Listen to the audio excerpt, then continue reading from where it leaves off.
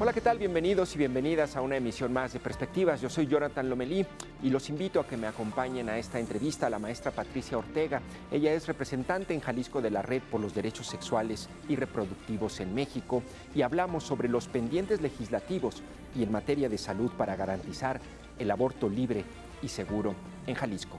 Comenzamos.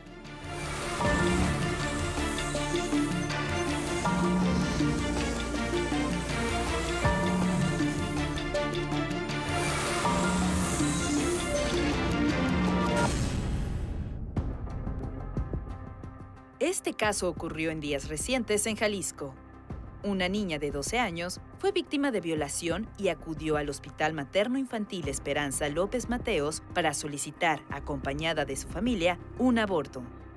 La NOM 046 señala que bajo este supuesto de violación se le debe practicar a la menor un legrado libre y seguro. Basta con que lo solicite. Sin embargo, el personal de salud del hospital no solo evitó cumplir la NOM 046, sino que, según denunciaron familiares, los médicos y enfermeras del nosocomio intentaron convencer a la menor de tener al bebé con argumentos basados en creencias religiosas, no en criterios médicos. Así mantuvieron a la niña durante casi 2 semanas. Tras la denuncia y protesta de organizaciones, la menor fue trasladada a la Ciudad de México, en donde se le practicó un aborto seguro. Días después, un tribunal colegiado en materia penal ordenó al Congreso de Jalisco despenalizar el aborto en el estado.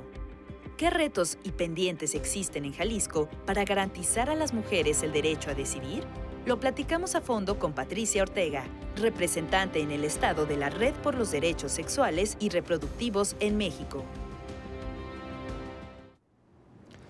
¿Qué tal? Bienvenidos y bienvenidas a este espacio de Perspectivas y también muchas gracias a la maestra Patricia Ortega por acompañarme. Gracias por estar aquí. Gracias a ti. Gracias, Jonathan. Maestra, pues antes de comenzar y abordar el tema en todas sus aristas con respecto al aborto libre, seguro y gratuito, me gustaría un poco que nos comente, usted como representante de la red, ¿qué fue lo que ocurrió con esta menor de 12 años, que entiendo es una menor de la zona birrárica, es una birrárica, y que llega al hospital materno infantil López Mateos? ¿Cómo se entera usted de ese caso? ¿Y por qué se viola el derecho de la menor a un aborto libre, gratuito y seguro, maestra? Sí, bueno, contarte que efectivamente ella vive una violencia sexual, una violación, y derivado de esa violación, entonces ella tiene este embarazo. Pues sí, no vive en el área metropolitana, no es ¿Quién es el agresor? El agresor es su papá. Ella no vive en el área metropolitana, ella pues más bien vive lejos del área metropolitana, pero de alguna manera algunos familiares se dan cuenta de lo que ha sucedido y la trasladan a la atención a un centro de salud. El centro de salud cumple con su función, es decir, sí hay que reconocer que el centro de salud hace su tarea tal como lo establecen sus propios lineamientos y canaliza a la niña y a la familia a el hospital especializado en el área metropolitana. Cuando ellos llegan acá, entonces ella, pues bueno, de acuerdo al programa tendría que recibir una atención inmediata, sobre todo porque estamos hablando de un embarazo que está avanzado. ¿Cuántas semanas tenía? En el momento en el que llega, entendemos que tiene entre 23 y 26 semanas de... O sea, prácticamente está en el tercer trimestre. En el tercer trimestre. Es muy avanzada ya. Así es. Entonces la atención tendría que ser inmediata, justo para que entonces no avance más este proceso y se ponga en riesgo la salud e incluso la vida de la niña. Pero esto no sucede así. Ella queda está internada en el hospital, su familiar también se queda ahí con ella y pues empieza como ir y venir, ¿no? De si sí, no, quién, cómo. Y bueno, decirte que nosotras nos enteramos a la semana de que ella está ingresada en el hospital. ¿Cómo se enteran ustedes? Nos enteramos porque hay personas que nos conocen a nosotras y las conocen a ellas y entonces nos establecen como esa comunicación.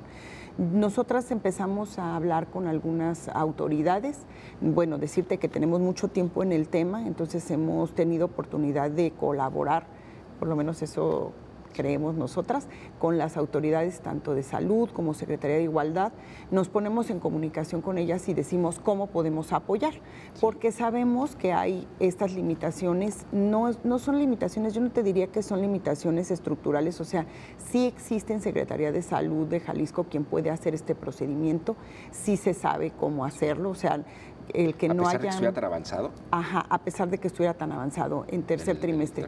Decirte que en 2017, cuando se publicó el primer programa de interrupción legal del embarazo en Jalisco, ya se habla de cómo debe darse la atención de tercer trimestre y entonces desde 2017 ha empezado a moverse el personal en la capacitación y en la sensibilización para poder hacerlo. Maestra, un poco, nada más para darle contexto a la audiencia, a ver, es importante que sepamos que en Jalisco está penalizado el aborto. El artículo 227 del Código Penal dice que el aborto es la muerte del producto de la concepción en cualquier momento de la preñez, y el artículo 228 dice que se impondrá de 4 meses a 1 año de prisión a la madre que voluntariamente procure el aborto o consienta que otra persona la haga abortar. Sin embargo, hay, me decía, 3 supuestos en donde el aborto es legal. ¿Cuáles son esos 3 supuestos y en cuál entra esta menor? En el artículo siguiente, en el 229, se establece que no será penalizado un procedimiento como un aborto, cuando el producto, el embarazo sea producto de una violación, cuando ponga en riesgo la salud o cuando ponga en riesgo la vida violación, salud o riesgo de la mujer. Vida. Muy bien. Entonces, ella llega producto de una violación. ¿Por qué tardaron tanto en llevarla a un hospital? Fíjate que esta es una cuestión que por supuesto que se debe analizar. Digo, que se debe analizar y que se debería evitar, porque lo que sucede es que cuando hay una violencia sexual dentro de la familia, regularmente la familia, porque vivimos en una cultura patriarcal, protege al agresor. O sea, no es un tema de echar culpas ni de ver quién tiene estas responsabilidades, sino más bien de entender lo que pasa en las familias. Y eso no solamente porque algunas personas plantean que en las comunidades indígenas esto es la costumbre y que así pasa siempre, no sucede solamente en las familias de las comunidades indígenas, en las familias de las zonas, de las áreas metropolitanas y de las ciudades sucede exactamente igual. O sea, muchas investigaciones y muchos documentos hay ya de cómo en las familias es difícil de poner una denuncia contra el papá, contra el abuelo, contra el tío, contra el hermano. Pues hasta donde nosotras sabemos está todavía en libertad. Que un poco, maestra, entendamos este contexto, ¿no? Es decir, que la trasladan y lo que planteaba la cápsula al inicio es que los médicos hacen una objeción de conciencia formalmente o no. ¿Y qué es una objeción de conciencia? Un poco para también dejarlo claro. La objeción de conciencia es la prerrogativa que tiene el personal médico para no participar en procedimientos que se pongan en contradicción con sus propias creencias, sus valores. ¿Y eso ocurrió? No creo que esto sea lo que haya ocurrido, porque lo que la Secretaría de Salud ha hecho desde el 2017, empezaron a hacerlo, fue establecer un padrón del personal que es objetor y del personal que es no objetor. Entonces, el personal médico tiene la prerrogativa, pero el hospital y los servicios de salud están obligados a cumplir, a ofrecer los servicios. Entonces, ¿qué es lo que tiene que pasar?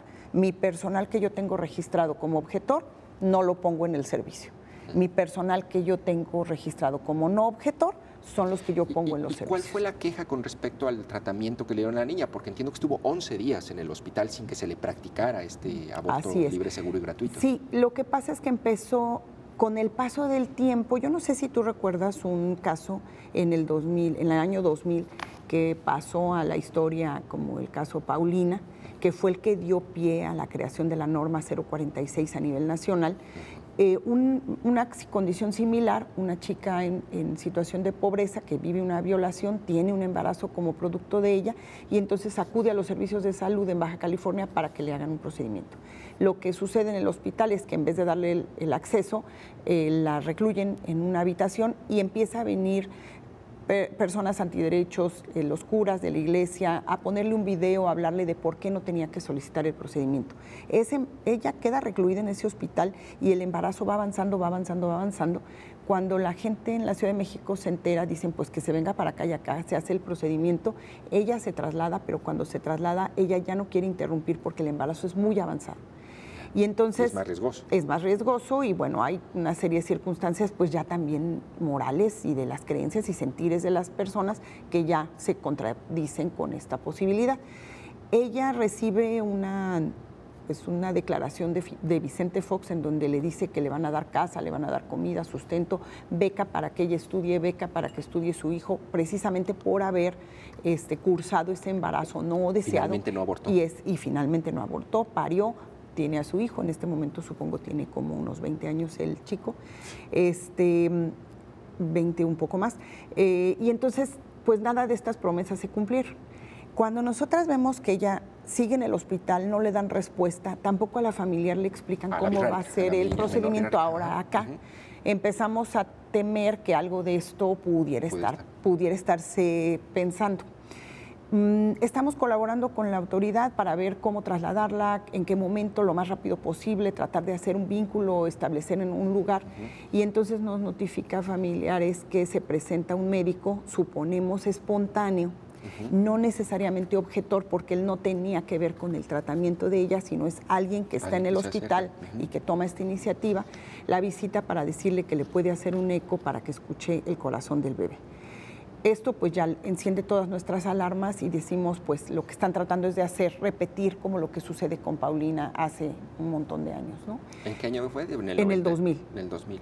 Es decir, a partir de lo que le ocurre a Paulina en el 2000, cualquier mujer en México víctima de un abuso sexual o violación, si queda embarazada, es su derecho irrenunciable acceder a un aborto libre, seguro y gratuito. Y esta niña, mucho más si es menor, y esta niña no lo tuvo de manera inmediata. Así es. ¿Qué fue lo que pasó después? Pues pasa que entonces pues como en la alarma nuestra de tratar de evitar que suceda esto, pues sí empezamos a comunicar en redes principalmente, y entonces la autoridad dice, bueno, a ver, ¿no? O sea, ¿cómo le vamos a hacer? Y trasladan a la niña a la Ciudad de México. La Secretaría de Salud, los servicios de salud plantean que no le negaron el servicio, pero no le dieron acceso. De acuerdo a su propio programa, la atención para una chica que viene con un embarazo por violación, pero que además es menor, o sea, que es niña, tiene que ser inmediata. ¿En dónde estuvo la inmediatez aquí? O sea, si estuvo 11 días en el hospital, o sea, como avanzó todavía más de una semana del momento en el que ellos detectaron el asunto. La idea es que ya veníamos tarde, o sea, las instituciones ya llegaron tarde a la atención, claro, y tendrían que haber actuado de manera inmediata. Hay algunos datos que me gustaría que compartieran ahorita en pantalla sobre la interrupción legal del embarazo, que están en el datos abiertos del Código Violeta de la Secretaría de Igualdad entre mujeres y hombres de aquí de Jalisco. Y hay un dato que me llamó la atención, dice que desde 2016 a la fecha ha habido 229 interrupciones legales del embarazo. Solamente en 2023 fueron 114, y de esas 114 el año pasado el 53% fue por violación y el 45% por grave riesgo. Es decir, sí se está practicando la interrupción legal del embarazo, pero no ocurrió en este caso de la menor Virrárica. Mi pregunta es, ¿hay otros casos similares al de la menor? Sí, de hecho hay una estadística también que tiene Secretaría de Salud, en donde ellos reconocen que han atendido entre 2023 y 2024 397 niñas, les han atendido sus partos. O sea, embarazo infantil. O sea, esto quiere decir que no se está realizando una consejería, de acuerdo a lo que dice la norma 046 y el lineamiento de aborto seguro, no se está realizando esta consejería para las niñas que acuden a los servicios, porque tendrían que haber tenido la posibilidad de interrumpir. Sí reconocemos que hay niñas que no quisieran hacerlo, pero la cuestión acá es que si tú ubicas como la relación de la sexualidad, en realidad una niña pues ni quiere tener relaciones sexuales, ni está pensando en tener hijos o hijas en ese momento. Se asume, de acuerdo también a la norma 046 y de acuerdo también a la Estrategia Nacional de Prevención de Embarazo Adolescente, que todas las chicas menores de 14 años que presenten un embarazo, vamos a asumir institucionalmente que fueron víctimas de violación. Y se les tiene que brindar la asesoría y la consejería para que sepan que tienen derecho a la interrupción. En esta tabla que te digo aparece la edad del padre del embarazo. por decirlo de alguna manera. En estas de las de 397. Y hay algunos tipos que tienen hasta 49 años. En una relación con una niña de 12, 13 o 14 años. 397 casos. 397 casos. Hay diferentes edades de los tipos, pero hay entre los 15 y los 49 años. No se puede asumir que a los 15 años fue consentido, o sea, no es posible eso, formularlo. No es posible formularlo que lo consentió una menor. Así es, porque lo que establece la Estrategia Nacional de Prevención de Embarazo Adolescente es que justo al haber una tanta diferencia de edad entre ese tipo y esta niña, no hay posibilidad de que ella negocie, o sea, de que ella pueda gestionar si quiere o no quiere tener las relaciones sexuales o si quiere o no quiere tener hijos con esa persona, ¿no? Claro. Entonces, a partir de eso es que la estrategia dice, todos los embarazos menores de 14 años, chicas menores de 14 años van a ser considerados producto de violación. Y en eso se resuelve el tema legal, porque entonces la norma 046 da la cobertura a nivel nacional para que aquellos estados que no han despenalizado puedan proceder. Sí. Claro que además decirte que la causal violación está presente en todos los códigos penales de todos los estados de la República. Claro. Ahora, hay una anécdota, maestra, a lo mejor usted me puede aclarar, pero hace unos meses la Secretaría de Salud publicó un acuerdo en donde dijo que se establecieron las normas en el periódico oficial del Estado de cómo debía ser la interrupción legal del embarazo en caso de una violación, ¿no? o de una menor. Incluso dice allí que debe denunciar, quien se entere, funcionario público, debe interponer una denuncia de oficio, se persigue de oficio ese delito. Pero en esos días, la Secretaría de Salud puso unos letreros en el macrobús, ¿no? Que decía algo así más o menos como, o sea, el embarazo infantil no está prohibido y tienes derecho a la interrupción legal del embarazo en caso de que estés en ese supuesto. Y una amiga me hizo una consulta, ¿no? Me dijo, oye, mi hermana a los 17 años no quería tener un bebé. ¿Pudo haber accedido a ese derecho? Y me puse a revisar y yo vi que hablaban de una distinción o hacían una distinción entre las menores entre 15 y 17 años y las menores de 15 años. A ver, me dijo mi amiga, hace 15 años mi hermana hubiera accedido a una interrupción legal del embarazo porque le cambió la vida, le impactó la vida. ¿Cómo? ¿En qué momento sí pueden acceder y en qué momento no, antes de los 15 o después de los 15? ¿Podría responder un poco esa duda que tenía mi amiga? Sí, claro. Lo que es la Estrategia Nacional de Prevención de Embarazo Adolescente plantea en esto que te comentaba para menores de 14 años, es decir, para hasta 14 años con 11 meses y 15 días. De oficio, ¿no? Libre, gratuito y tendría que ofrecérsele, no habría nada que discutir. Ajá. Mayores de esa edad tendrían que solicitar el procedimiento por causal violación. ¿Qué es lo que sucede con el tema de violación? O sea, regularmente en el patriarcado se normaliza que haya personas, hombres adultos, teniendo relaciones con adolescentes, ¿no? Se normaliza porque entonces, pues aunque el Código Penal diga que no puedes tener una relación con una chica menor de 18 años, regularmente lo vemos, pues, ¿no? Sí. Pero solo por el Código Penal establecer que es un delito tener relaciones sexuales con una chica menor de 18 años, ella hubiera podido, argumentando eso, plantear que esto fue una relación sexual impuesta, lo que equivale a una violación. Aunque haya sido consentida. Aunque haya sido consentida. De hecho, claro, el tema del consentimiento tiene que ver justo con esto.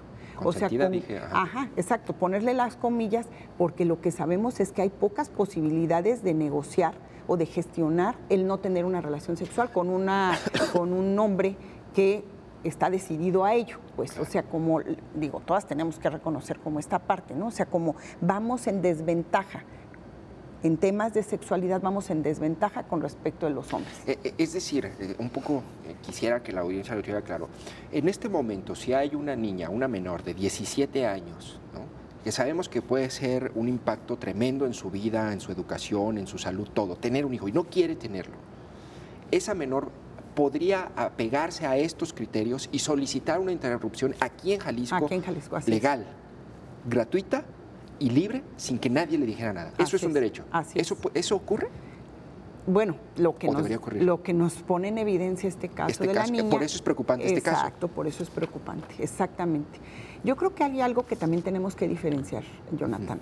No es lo mismo una mujer por ejemplo, una chica preparatoriana o universitaria que habita en el área metropolitana de Guadalajara, claro, que entiende cómo es el proceso y sabe a quién acudir, conoce a las organizaciones, conoce los servicios, ha visto los espectaculares y entonces también resuelve el tema de a quién tengo que acudir, qué tengo que llevar, qué requisitos debo de cumplir y hacerlo. El problema está siendo que no todo el estado de Jalisco es área metropolitana, claro, ni tiene las mismas condiciones. Entonces, ¿qué sucede con una chica? Primero, una niña, que tú sabes que una niña, si no la llevamos nosotros como personas adultas al médico, no va. O sea, ella cómo podría deducir qué es lo que está sucediendo si nadie le ha hablado de esto. Necesita el apoyo de un adulto. Necesita el apoyo de una persona adulta. Pero luego esa persona adulta también tiene que estar habilitada en, a ver, ¿a dónde voy? ¿Cómo me presento? ¿Qué llevo? ¿Qué digo? ¿Qué no digo? O sea, ¿cómo tengo que hacerle? ¿No? No es sencillo, o sea, no es un procedimiento fácil, no es tampoco una cuestión que quede clara. De repente, como esto mismo que te dice tu amiga. Claro, o sea, a ver, el embarazo le cambió la vida y cómo me vienes a decir ahora que sí hubiera podido acceder. ¿Quién le tendría que haber dado esa información? Entonces, por eso es que no podemos ponernos como el moño de, bueno, sí, pero tienen que llegar antes de las 12 semanas, ¿no? Claro. No, pues es que, o sea, sí, eso sería lo ideal. Pero entonces, ¿qué hacemos institucionalmente para que todas las chicas que tienen embarazos no deseados lleguen a los servicios de salud en las primeras semanas? Si quieres, en las 5, en las 6, ¿no? Que sería lo ideal, que todo el mundo estaríamos felices con eso. Es más, estaríamos felices si nunca hubieran vivido una violencia sexual. Claro. Pero eso no está pasando. Lo que está pasando es la violencia sexual y lo tienes en las estadísticas, o sea, números exorbitantes y sobre todo números exorbitantes sí, de niñas. Claro, que están viviendo esta violencia. Entonces, o sea, como esto es lo que tenemos que tener como nuestro radar.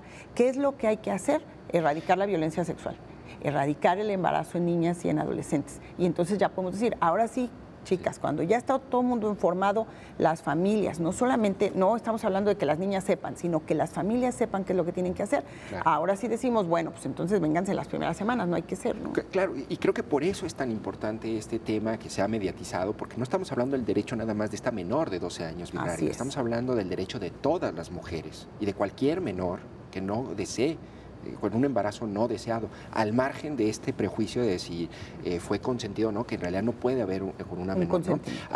Maestra, si le parece, vamos a una breve pausa, claro. Platicamos un poco sobre la historia de esta menor, un poco el contexto y los supuestos de la interrupción legal del embarazo, y me gustaría un poco hablar ahora en el siguiente bloque sobre los temas, el tema jurídico, es decir, qué hay que hacer para cambiar esto, qué programas de prevención, cómo se debe informar, a dónde debe acudir una menor o un padre que quiera asesorar a su menor en este supuesto, y también un poco sobre el debate ideológico que es más espinoso en torno al aborto y qué es lo que le genera tanta, digamos, como animadversión a la clase política que no lo aborda y no lo encara, ¿no? como debe ser, ¿no? Es un tema que se debe discutir. Vamos a una breve pausa y regresamos. Estamos con la maestra Patricia Ortega de la Red por los Derechos Sexuales y Reproductivos en México. Ella es representante de esta red aquí en Jalisco.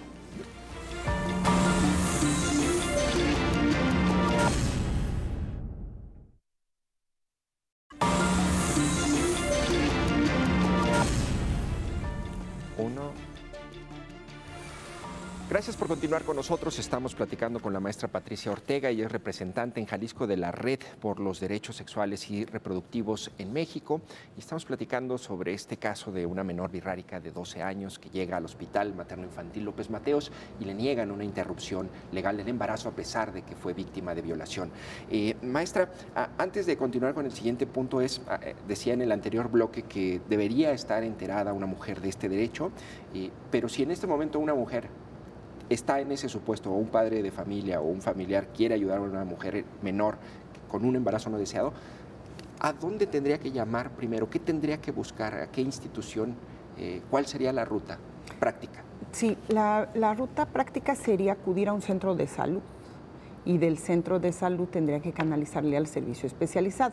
En los municipios, según lo que se ha difundido por la autoridad, todos los hospitales regionales están en condición de prestar este servicio. Sí. Y en el área metropolitana, en la Maternidad Esperanza López Mateos, el Soquipan y este hospital que inauguraron en Tlaquepaque, que bueno, que se supone que tendría que dar también esta atención. Pero en todo caso, si vas o al IMSS o a la Secretaría de Salud del Estado, deberían ahí canalizarte. Sí, el IMSS también debería de prestar el servicio, de acuerdo a lo que dice, si ves acá en el lineamiento de aborto seguro, acá abajo están los logos del IMSS, del ISSSTE, del Hospital Militar. O sea, se supondría que todos tendrían que poder tener. Pero, ¿y si ocurre o no? Pero no ocurre. Bueno. Entonces, por eso es siempre mejor la ruta de los servicios de salud. Bueno, hasta ahora, ¿verdad? Bueno, antes de este caso. Pero esa sería la ruta. De hecho, el propio OPD ha desarrollado una ruta que le llaman la ruta NAMI, que es la atención a las niñas y a las adolescentes embarazadas. Que entonces se supondría que todos nos convertimos y todas como en primer contacto. Entonces, si tú te enteras de un caso de una niña que está viviendo un embarazo, hay que canalizar a servicios de salud.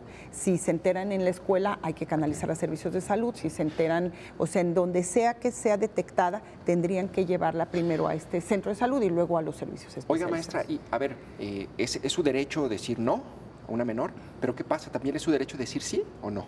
Sí, se supondría que sí. O sea, pueden decir que no, pero...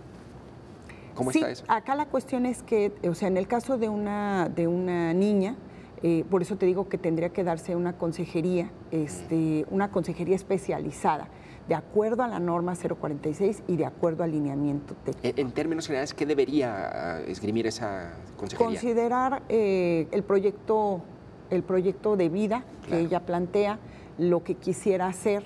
Es decir, tú no preguntas, como le preguntas a una mujer adulta si quiere o no quiere continuar con su embarazo, sino más bien investigas, indagas qué es lo que sí quiere hacer, ¿no? Claro. Cómo se mira en el futuro. ¿Quiere seguir yendo a la escuela? ¿Quiere seguir jugando? ¿Quiere pensar en qué quiere ser cuando sea grande? ¿Quiere irse de paseo? ¿Quiere vacacionar? ¿Quiere jugar? ¿No? O sea, como regularmente Pero una niña de 14 años puede decir sí, quiero tener el bebé y se respeta. Sí. Así es.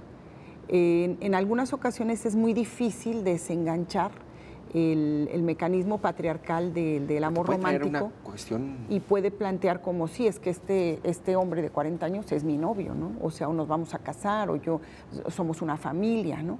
Muchas veces por eso también el personal de salud dice, no, pues es que es la costumbre, ¿no? Aquí así se usa que se casen las niñas con los hombres adultos. Pero eso es justamente lo que tenemos que trabajar como ¿Usted le ha tocado un caso así? Las instituciones. Regularmente no me ha tocado verlo, pero sí sé que existe, o sea, sé que de repente, te digo, es difícil desencadenar esta parte porque es una cultura pues de muchos siglos, ¿no? Y entonces pareciera que el único sentido de vida que tenemos las mujeres es casarnos y tener hijos. Entonces, si tú promueves estas ideas desde que las niñas nacen, pues obviamente vamos preparándolas. De hecho, los juguetes que se le llaman juguetes de niña, pues es pura capacitación para el trabajo, ¿no? O sea, te enseñan a cargar al bebé, a cambiarle. Ahora hay muñecos que se enferman y que les tienes que tomar la temperatura y darles la medicina. Entonces, con estos muñecos no están jugando los niños. Están jugando las niñas, es una formación, es un sesgo y lo introduces desde que nace la niña, no lo vas haciendo saber cuando ya es un adolescente, no, desde que nace.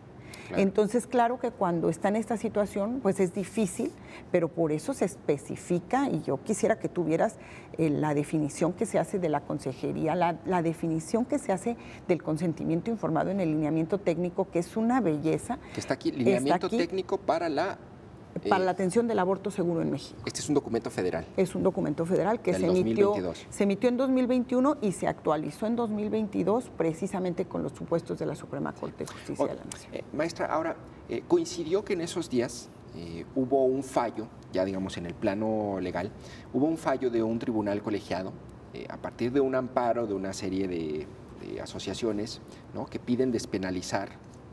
Dicen, es inconstitucional que se penalice el aborto, y el tribunal dice, sí, es inconstitucional que se despenalice en Jalisco. ¿Qué alcances tiene ese fallo y qué debería pasar a partir de eso, maestra? Debería pasar que el Congreso en su siguiente reunión ordinaria despenalice, o sea, elimine del Código Penal estos artículos que citabas al principio, en donde se habla del aborto. Tendrían que desaparecer del Código Penal para atenderse en la Ley de Salud como un tema de salud, que es lo que es, ¿no? Eso es lo que tendría que pasar y bueno, además tendría que modificarse la Constitución del Estado en el artículo 4, donde se establece que el Estado de Jalisco protege la vida desde la concepción hasta la muerte natural. Ese artículo también es conflictivo. Así es. Pero esto decirte que viene desde el 2021. Sí, o sea, claro. En 2021, cuando se emiten las primeras sentencias de la Suprema Corte en este sentido, lo que se dice es que el Congreso no tiene capacidad para determinar cuándo inicia la vida, así que ese artículo de las constituciones estatales, las que lo tengan, es inconstitucional, es incompatible con la Constitución Federal, se tiene que eliminar. Y se tiene que dejar de criminalizar el aborto, entonces el Código Penal también se tiene que modificar. En 2021, cuando se hacen estas sentencias, lo que procedería era que los estados que tienen esas condiciones armonicen sus leyes con las sentencias. ¿Cuál es el problema para los políticos? Yo les voy a poner entre comillas, con disculpas para quien no se merece que yo se lo ponga entre comillas, pero para los políticos su preocupación es que la gente, sus votantes, van a ver que está a favor del aborto y entonces van a dejar de votar por ellos o van a dejarlos fuera del presupuesto. Y esta sentencia de la Suprema Corte les eximía de ese riesgo porque ellos entonces ya nada más lo único que tenían que decir es no nos quedaba de otra porque teníamos que armonizar porque la Suprema Corte dio la indicación. Y ni así lo hicieron. Y ni así lo hicieron. Entonces, pues bueno, confiamos en que ahora atiendan a esto que dice el tribunal, que dice de manera inmediata se tiene que corregir. ¿Qué es lo que hicieron las organizaciones? Tomaron lo dicho por la Suprema Corte y dijeron por estas razones mis derechos están violentados y me amparo. Cuando les dan el amparo, entonces pues el Congreso tendría que despenalizar. Pero ¿estamos viendo al Congreso trabajar en ese sentido o lo estamos viendo tomándose el tiempo y diciendo ya viene el proceso electoral, mejor nos arriesgamos? Nos esperamos. Yo les digo, tanto votan las personas que están en contra de los derechos de las mujeres como votan las mujeres que ustedes las han visto manifestarse en los últimos años por multitudes exorbitantes. Entonces, consideren, o sea, pues si hacen una valoración, pues háganla de los dos lados, ¿no? Que entiendo entonces en 2021 lo que dice la Suprema Corte es a partir del Código Penal de Coahuila, dice, bueno, todos los estados que digan en su Constitución o en sus códigos que es penalizado deben quitarlo. Ahora lo que ocurrió en la semana pasada es que un tribunal colegiado dice, tú Jalisco en específico, veme a los ojos Jalisco, tienes que despenalizar el aborto, ¿no? Sí, porque decían, ya es una orden más directa. Así es, porque decían las diputadas y los diputados del Congreso que a ellos no les había llegado la indicación de la Suprema Corte.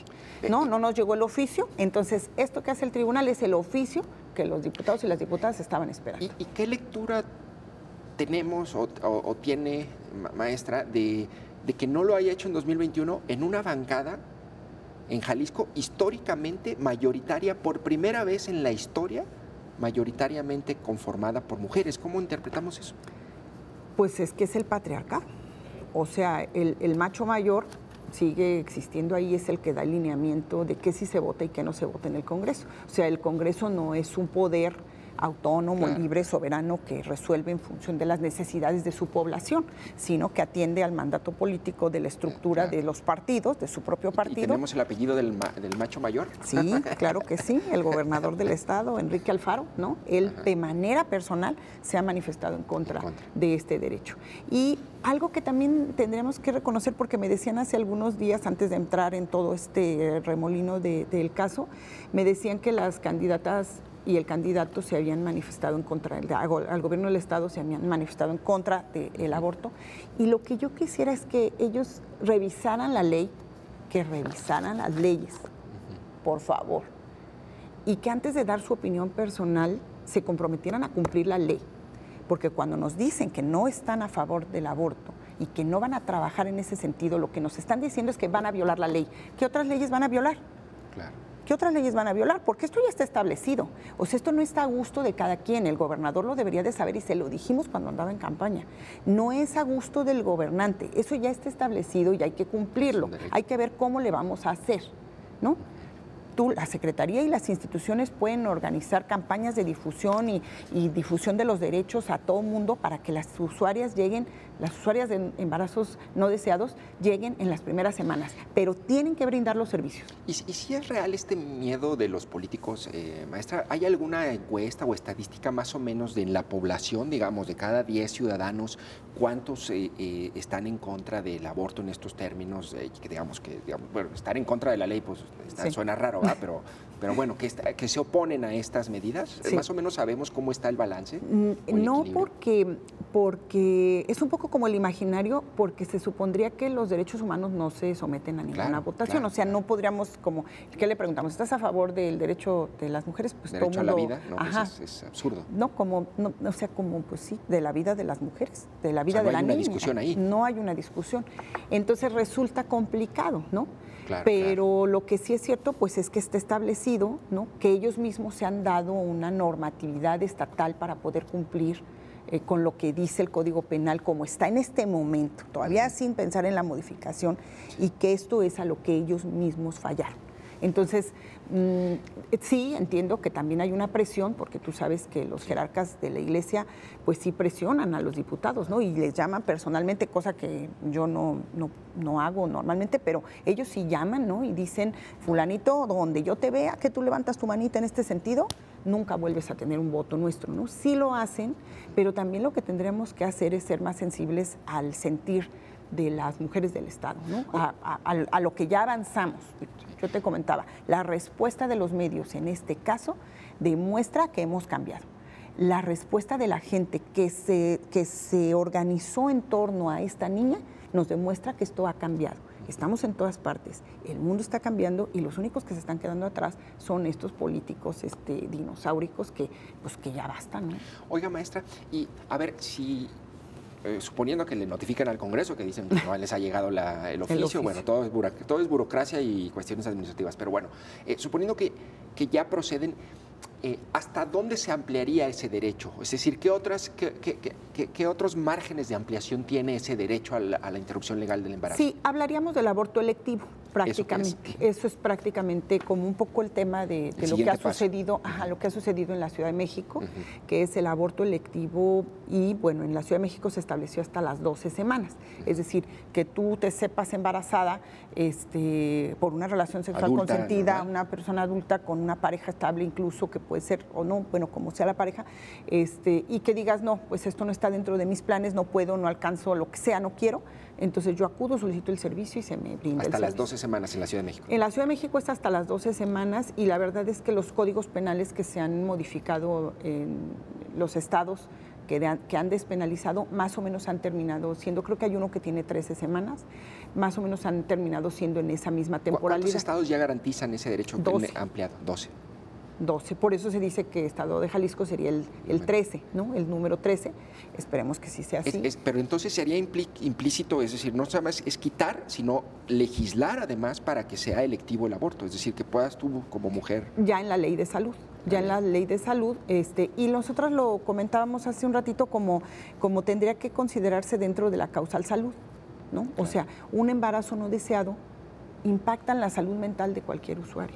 Que eso es muy interesante lo que decíamos al principio, ¿no? Que decíamos es, en estos momentos por violación, por riesgo a la vida, pero también por riesgo a la salud. Y ustedes pelean porque sea riesgo a la salud mental. Sí, porque la cuestión es que la Organización Mundial de la Salud definió la salud como el completo estado de bienestar físico, mental y social. Claro. Entonces, a partir de eso, creo que la Organización Mundial de la Salud algo sabe de la salud. Y entonces, cuando la define de manera integral, entonces es que hay que incluir esta parte, ¿no? O sea, no es nada más un aspecto físico, si tu cuerpo puede con ese embarazo, no puede, no estás en condiciones, no tienes anemia, no sé lo que atraviese a la persona, sino también lo que ese embarazo representa para ti. En el caso, por ejemplo, de la hermana de tu amiga, pues esto es lo que pasó. O sea, no se consideró el factor emocional que, por supuesto, determina incluso después la calidad de vida del niño o de la niña. Y ahora una mujer en Jalisco, digamos, si no tiene estos derechos y estas garantías, ¿puede ir a la Ciudad de México y practicarse una interrupción legal del embarazo sin problema? Así es. ¿Y allí es libre, gratuito y todo? Sí. Oiga, de maestra. hecho, hay una estadística en la Secretaría de Salud. Si tú entras a la página de la Secretaría de Salud de la Ciudad de México y entras al programa Interrupción Legal, hay una estadística que te dice cuántas mujeres del estado de Jalisco han ido a interrumpir su embarazo. ¿Y la ha realizado recientemente? ¿O sabe más o menos cuántas? Sí, alrededor de unas 600. No. ¿En qué? ¿En qué periodo? Desde que se despenalizó desde el 2007 hasta diciembre del año pasado, más o menos unas 600, si no mal recuerdo. Claro, pues es un derecho que urge legislar. Oiga, maestra, me llamó la atención en el secretario ejecutivo nacional de estadísticas sobre incidencia sobre incidencia delictiva. Es el secretariado ejecutivo, sí, sobre incidencia delictiva. Dice que del 2018 a la fecha en Jalisco se han abierto 68 carpetas de investigación por el delito de aborto. Digo, lo que no entiendo es si es contra mujeres o es contra médicos o cómo estos casos tiene conocimiento de alguno o en qué sentido van esas carpetas. Sí, son carpetas de investigación, algunos en contra de las mujeres que hicieron que se realizaron el procedimiento. ¿Realmente han perseguido ese delito? Sí. También a personal de salud o personal que acompañó, en este caso, a las mujeres a ese procedimiento. Pero, bueno, también decir que desde el 2021 tendrían que haberse liberado a todas esas personas.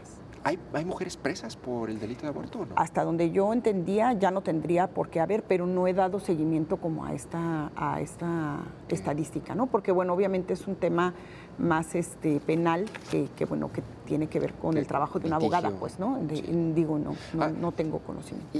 Y maestra, ¿y usted de dónde viene su, digamos, inquietud y su vocación por este tema en particular? ¿Hay algo en particular que a usted le mueve? Bueno, lo que pasa es que nosotras empezamos trabajando como la difusión de derechos sexuales y reproductivos y bueno, hay un tema de poder decidir sobre si quieres tener relaciones sexuales o no, sobre cuántos hijos quieres tener y cuándo, sobre cómo te puedes proteger, cuidar para no embarazarte o para embarazarte. Y esto nos fue llevando también al tema de cuántas mujeres, cuántas personas con capacidad de gestar estaban en una situación de embarazo o aborto, ¿no?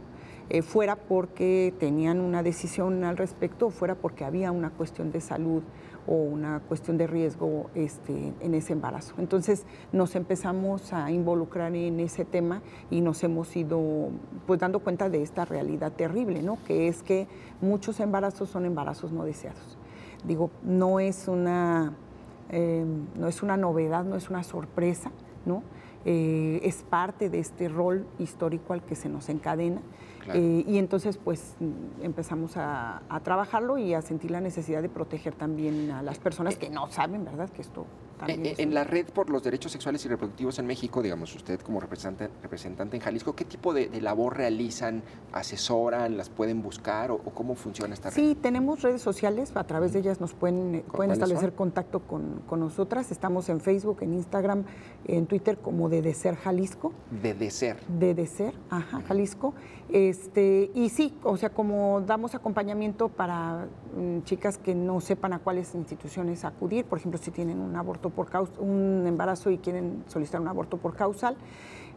También damos... Cuando dice por causal, se refiere a esas tres causales que habíamos planteado. Y sí. También damos asesoría acompañamiento en casos de aborto electivo, por ejemplo, para viajar a la Ciudad de México, para conocer cuáles son los procedimientos que están son más seguros y que son como más accesibles para las usuarias. Además damos talleres, visitamos al personal de salud, exacto, a los diputados también. ¿Y esta labor, digamos, tienen alguna remuneración, es con donaciones o cómo funciona? No, es un trabajo completamente voluntario. Nosotros somos un grupo que, bueno, va hasta las 45 personas. Y no, pues somos voluntarias, básicamente. Oiga, ¿y recuerda algún caso, digamos, que la haya resonado en usted similar a esto que vivimos de los birráricas, que la haya marcado? Hay varios, Jonathan. En el tiempo que nosotras tenemos trabajando, desde el 2010, tenemos varios casos. Uno de ellos, y ahorita que hablábamos de Causal Salud, lo recordaba, una chica que tiene un embarazo ya de 22, 23 semanas y le detectan un producto con encefalocele. que era la encefalocelia, que cuando se va formando el cráneo, el hueso, no cierra, y entonces el cerebro, que empieza siendo líquido, se sale por esa pequeña ranura y el cerebro del producto crece afuera. Le detectan con un ultrasonido que esto está pasando y le dicen, pues tenemos un problema, ¿verdad? Ella insiste en preguntarle a los médicos que le están atendiendo si su bebé es un embarazo deseado, pues va a poder vivir fuera del útero, y nadie le contesta esa pregunta. Entonces ella, cuando acude con nosotras, es preguntándonos si su hijo va a vivir o no. Yo llamo a la Ciudad de México y, bueno, porque pues, obviamente no sabía en ese caso qué era lo que procedía. Llamo a la Ciudad de México y lo primero que me dice el médico que me atiende es, va a morir al nacer. Porque obviamente cuántas personas conocemos con el cerebro expuesto, pero eso no se lo decían a ella. Y más bien lo que le decía el médico que la estaba atendiendo es, bueno, pero tú no te preocupes, o sea, tu parto va bien, tu embarazo va bien, ya después del parto es cuando vas a tener el problema. O sea, el tema de salud mental no está dentro de la visión de este personal médico, ¿no? O sea, sienten que es un tema físico. Ella tendría que haber tenido el derecho a interrumpir ese embarazo en el momento en el que se enteran que este producto no va a poder vivir. Claro. ¿Por qué? Pues porque impactaba su salud mental. Ella tenía otros 2 hijos, de 3 y 1 año, si no mal recuerdo, y había tenido este embarazo deseado, atendía un negocio propio con el marido se había hecho una novia y se había ido. Entonces ella tenía... Catástrofes. Y nadie estaba considerando esa parte de lo que ella estaba viviendo y experimentando. Y en ningún momento, hasta antes de que entráramos en contacto con ella, le habían ofrecido el procedimiento de interrupción. En esos términos. Hemos conocido chicas víctimas de violación que también han estado en los servicios de salud y que les fueron aplicando estas violencias sistemáticas desde el momento 1 hasta que se fueron, ¿no? O sea, todo el tiempo. Como que de repente el personal siente que tiene que cobrarle a la usuaria la decisión que está tomando. En este caso que recuerdo, el personal se negaba a darle medicamento para el dolor. Es decir, le dieron medicamento para iniciar el proceso y entonces la dejaron con el malestar. O sea, nosotras sabemos de eso. Entonces nosotros le decíamos al personal, oye, pero dale el ibuprofeno, dale algo para que se le quite el dolor. Y nos decían, no, es que si le damos algo para el dolor se reinicia el proceso. O sea, como si fuera una computadora, ya sabes, cuando le das reiniciar. O sea, no, ¿de dónde sacas que funciona? O sea, el medicamento para el dolor viene establecido en cualquiera de las guías. Sí. ¿Cómo de que no le puedes dar medicamento para el dolor cuando, o sea, ¿por qué? ¿No? Sí, claro. Pero es el patriarcado funcionando y ese es el reto, o sea, el reto para la Secretaría de Salud y para cualquier personal que quiera prestar estos servicios es que tiene que lidiar con ese patriarcado internalizado. Nosotras no tenemos por qué cobrarle a una mujer la decisión que toma. Es su decisión, es como cuando tú sales de tu casa como en la mañana medio dormido y tomas el camión que no era. ¿Te quedas en el camión que te lleva a donde no vas? ¿O te bajas de ese camión? Claro. Y tomas el que te lleva a donde vas a ir, aunque ya hayas pagado, aunque hayas perdido tiempo y te puedes hasta ir regañando, ay, tonta, tenía que haber tomado el camión para el otro lado y lo tomé en sentidos, sí, pero corriges. ¿Por qué las mujeres no podemos tomar una decisión con respecto a esto? Esta es la pregunta, ¿no? Y creo que aquí el tema es que el patriarcado, imagínate para el patriarcado, claro, admitir que la decisión de la vida depende de una mujer. No es fácil eso.